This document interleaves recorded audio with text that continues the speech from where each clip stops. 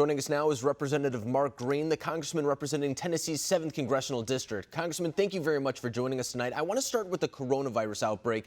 We've seen the administration's response over the past couple days. We've also seen the legislature kind of providing its oversight. You're on the Homeland Security Committee. How do you feel about the U.S. preparedness for that outbreak? I think we're in a good place. You know, the travel ban the president put in place right away as soon as we recognized what it was. I thought that's been very protective of the country. If you look at the size of our country, the amount of travel that people do to China, and the fact that we have, very few cases, just over 50 or so, compare that to a country the size of Italy with almost 3 times that many. I think the travel ban's great. As far as the CDC goes, there's been some significant preparations that they've made over the past few weeks. I think we're in a good spot. And you're also on the Transportation Subcommittee, so I do kind of want to expand on that a little bit and ask you, what conditions would the U.S. have to see for you to want greater travel restrictions?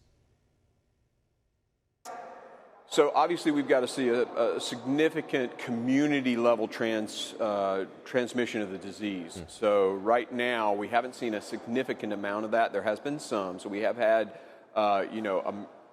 a transmission inside the United States, but I'd want to see more of that before we do a greater travel ban.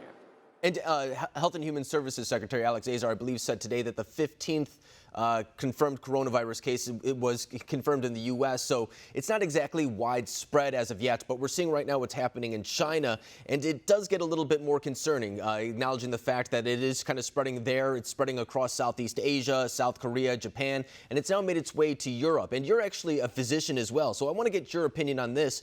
Is anything about the coronavirus more alarming than, say, something such as the everyday flu? Well, clearly its mortality rate is probably less than the flu. So we're actually, the big concern about coronavirus is this incubation period. It's a 14-day incubation period. So you can be transmitting the disease to other people and not even know it. You can be passing the virus on and not even be symptomatic yourself. So that's the part that's sort of going to be a challenge to the CDC and to local health officials. The mortality rate is about, I would anticipate in the United States, probably going to be less than 1%. Over in China, it's about 2%.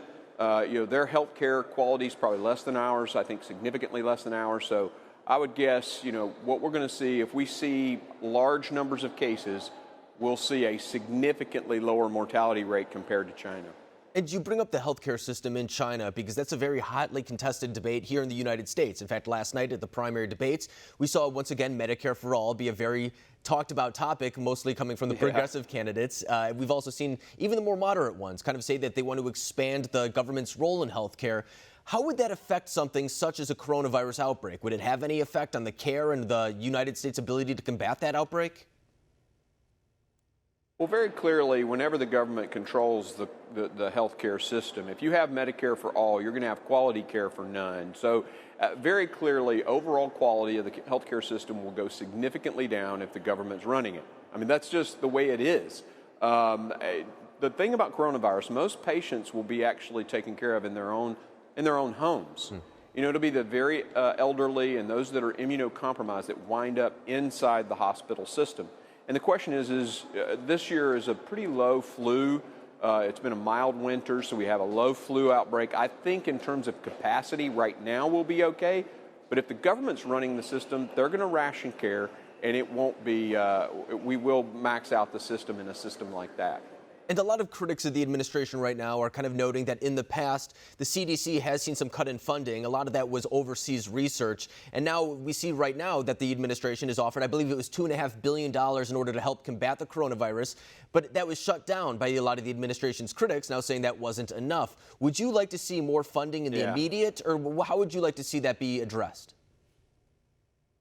I think the CDC passed its recommendations up to the president, and the president said, okay, $2.5 billion. That's what the Democrats do. A bureaucracy asks for money, and then they give them even more. If you'll recall from the big omnibus a couple of years ago, the president tried to get the defense budget done. In order to get the defense budget done, the Democrats said, well, we want one-for-one match on, other discretionary spending. So the Republicans gave in. They said yes.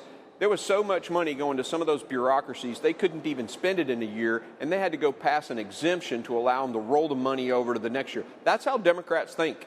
So, yeah, the president comes out with a 2.5 from the CDC requesting it, and they go, oh, well, they probably need more money. I mean, that's just their ideology. Yeah, it is an interesting move as far as political and optics go. I mean, the American people want to see action taken on this subject. Blocking funding in order to do it is kind of an interesting look. But Representative Mark Green, I really appreciate you coming on tonight. Thank you. Yeah, thanks for having me on the show.